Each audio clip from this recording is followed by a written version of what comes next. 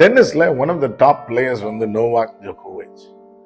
சமீபத்தில் அவருடைய இன்டர்வியூ ஒன்று நான் பார்த்தேன். அவரை இன்டர்வியூ பண்ணினவர் அவர்கிட்ட சொன்னாரு, your mental strength is a gift.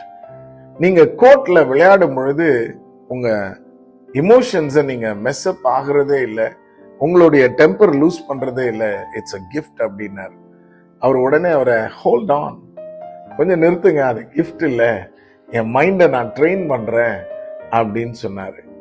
பாருங்க, சில நேரம் இப்படி பெரிய பெரிய ஆட்களை, சாதித்தவர்களை பார்க்கும் பொழுது நம்ம என்ன சொல்றோம்னா, இது அவங்களுக்கு ஒரு கிஃப்ட்டுங்க, நமக்கெல்லாம் இது இல்லை, நம்மளாலாம் இந்த உயரத்துக்கு போக முடியாது, இது அவங்களுக்கு ஒரு கிஃப்ட் அப்படின்னு சொல்லி நமக்கு வருகிற வாய்ப்புகளை நம்ம உதாசீனப்படுத்துகிறோம்.